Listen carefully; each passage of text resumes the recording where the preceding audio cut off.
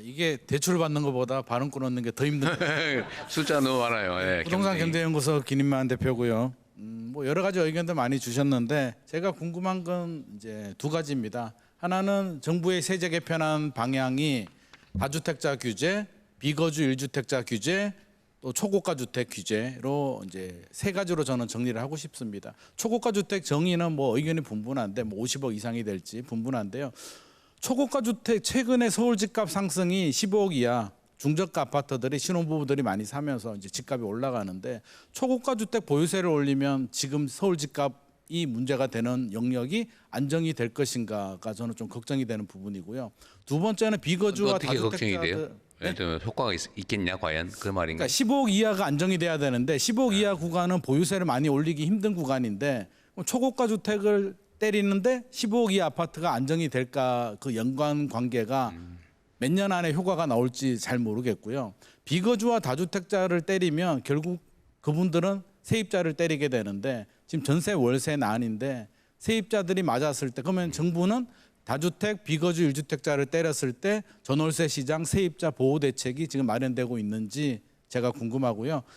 결국에는 이제 보유세를 올리게 되는데 보유세를 내는 초고가 주택이든 고가 주택 대상자도 저는 두 부류가 있다고 생각합니다. 최근에 사신 분들, 50억 아파트를 사신 분들은 능력이 대단한 분들이라고 생각을 합니다. 솔직히 좀 부럽습니다. 능력이 많은 분들인데 그런 분들은 보유세를 충분히 낼 수 있다고 저는 생각을 합니다. 근데 20년 전에 5억에 사서 재건축이 돼서 뭐 40억, 50억이 되신 분들은 사실 현금 보유 능력이 굉장히 약합니다. 그분들한테 보유세 부담을 많이 올렸을 때 그분들이 할 수 있는 방법은 못 버티니까 집을 팔아야 되는데 20년 동안 삶의 터전이 보유세 때문에 밀려나가는 게 옳은 것인가에 대한 의문이 있고요. 그렇다면 저는 제가 드리고 싶은 대안은 그분들한테 미국 같은 경우 일부 주는 취득가 기준으로 합니다. 5억에 사신 분은 5억에 대한 세금을 높게 내는 거고 최근에 사신 분은 50억에 대한 세금을 높게 냅니다. 보유 능력이 다르기 때문입니다.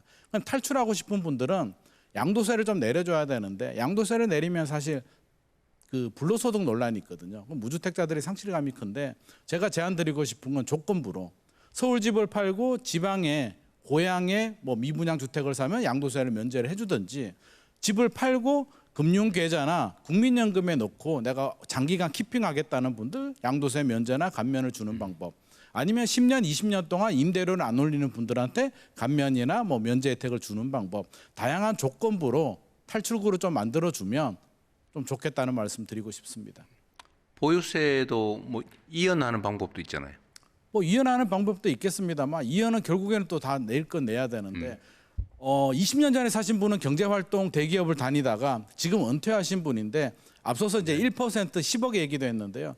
10억에 1%면 1,000만 원인데 1년에 보유세 1,000만 원 내기 쉽지 않거든요. 네, 알겠습니다. 이상입니다. 네, 우리나라의 이제 보유세 강화를 내리죠. 강화도 아니죠. 사실은 통상적인 선진국 수준으로 좀 하려도 한 3배는 올려야 된단 말이에요. 최하. 지금 3배를 올리면은 아마 거의 막 폭동 비슷한 상황이 벌어지지 않겠어요? 그러니까 사실은 과거에 했어야 될 일이죠. 과거에 보유세를 정상화했더라면 이렇게까지 오르지 않았을 겁니다. 사실은. 근데 이미 너무 많이 올라 버렸어요. 근데 내려가긴 너무 어렵죠. 그러다 보니까 결국은 타협을 하게 되는데 지금이라도 저는 앞으로에 대한 대비는 해야 되지 않을까 하는 생각을 해요. 왜냐하면 이거 언젠간 터집니다. 어느 세대에 누가 당할지는 모르지만 대한민국에 엄청난 충격을 주겠죠. 사실 예약되고 있잖아요. 계속 커지고 있잖아요. 압력이. 그리고 점점점 그 시점에 가까이 가고 있어요. 물론 뭐 잘 지나갈 가능성도 뭐 없지는 않죠. 그러니까 터질 가능성이 훨씬 더 크죠. 터지면 치명적입니다.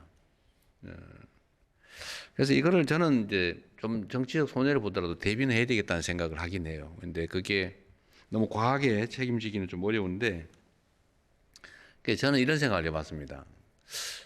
지금 종류가 다양하잖아요. 거주용 1주택, 거주용 아닌 1주택, 다주택, 또는 1주택에서도 초고가. 근데 초고가의 다주택, 또 비거주까지. 이제 이거 차등 요소가 많잖아요. 그래서 여기에 기준점을 하나 만들면 어떨까.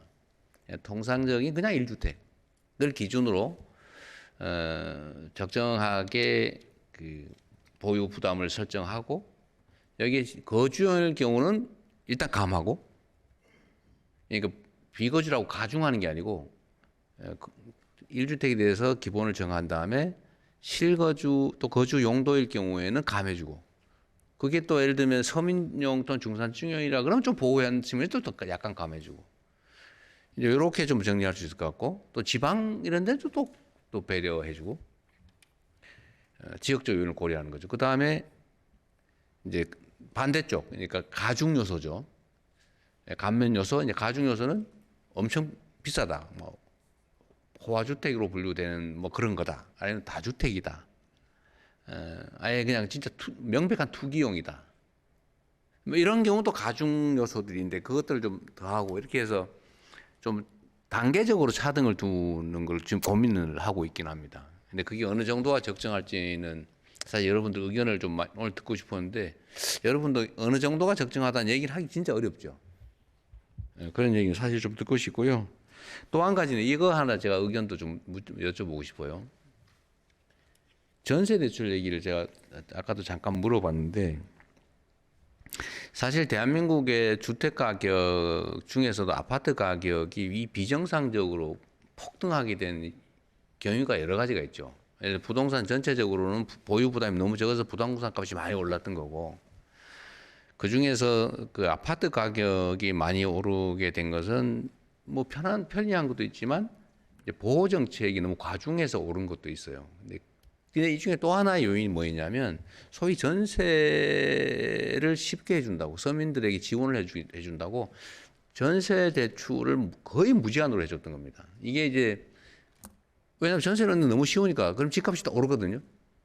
집값 오르는 주요 원인이 되는 데다가 급기야는 집값 100%의 전세를 얻는 경우도 100% 보증을 해주거나 대출을 하니까 사기가 생겨난 거예요. 원래는 집값이 한 60, 70%가 전세 가격이고 전세 보증금의 한 7, 80% 정도만 보증을 하든지 뭐 이렇게 대출하든지 해줬어야 되는데 집값만큼을 다 해준 거예요. 그냥 당연히 사기꾼이 생겨난 거죠. 예를 들면 집값이 원래 10억에 지은 건데 이거를 15억에 또는 13억에 지었다 그러고 13억에 세를 주는 걸로 하고 당연히 13억 대출이 되니까 먹고 이제 다른 집 사서 또 하고 또 하고 또 하고 돈 하나도 없으면서 막 수백 채 전세하면서 나중에 한 곳에만 문제가 생기면 다 문제가 돼버리는 거죠. 이게 이제 전세 사기가 된 거예요. 그래서 이 전세 대출이 서민들의 주거 안정을 위한 지원 정책이라는 측면이 있는 동시에 집값 폭등의 주원인이 되는데 이걸 이제 조정을 할 때가 된 것 같아요. 물론 이미 하고 있죠. 사실 뭐 대출도 엄격하게 비율도 낮추고 이렇게 지금 하고 있는데 요것도 여러분들 생각도 한번 듣고 싶어요. 예를 들면 이 방송을 보시는 국민들께도 말씀을 드리고 싶은 부분인데 이 전세 대출이 집값 폭등 또는 이 높은 집값 유지의 주 원인이기 때문에 이거를 확장을 하는데 좀 신중해야 된다. 더 추가하는 또는 이미 있는 것도 조금 엄격하게 제한해 나가야 된다라는 이 양 입장이 있어요. 근데 그거에 대한 의견은 좀 어떻습니까? 근데 물론 이건 있죠. 사실 정답은 있어요. 집값이 폭등되지 않도록 전세 대출은 대출 규제를 강화해야 된다. 다만 꼭 필요한 뭐 청년 신혼부부 생애 최초 전세 대출자 뭐 여기에 대해서는 구체적 타당성이 있게 거기는 지원해 줘야 된다. 또 서민 주거에 대해서는 이렇게 아주 핀셋형으로 지원해 주고 일반적으로는 좀 낮추어야 된다. 이게 정답일 가능성이 많죠. 이 부분에 대한 의견 어떻습니까? 이게 나 지금 전세 대출 받아가지고 더 큰 집으로 옮겨야 되는데 심지어 이런 경우도 있어요. 아까 제가 이혁원 위원장님한테도 말씀드려봤는데 왜 전세 이미 내가 집을 가지고 있는 사람한테 그 사람이 전세 얻는 걸 왜 대출을 해주냐 제가 물어봤잖아요. 그랬더니 결론은 아파트는 안 된다 그렇게 말씀하셨어요.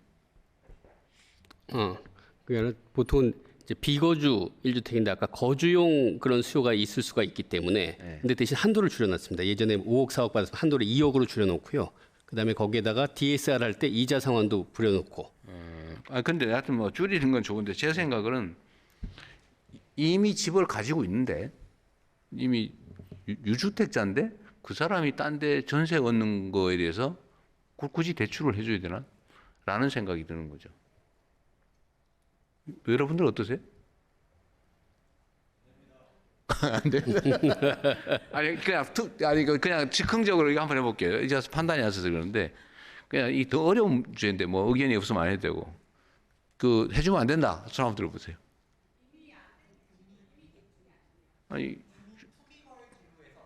그러니까 안 되는데 그 외의 지역도 있잖아요. 예를 들면 투기 지역이라고 지정된 데 말고 뭐 일반 지역에 대출도 있을 수 있잖아요. 하여튼 나에서 별로 의미 없어요. 필요 없다 그런 거예요.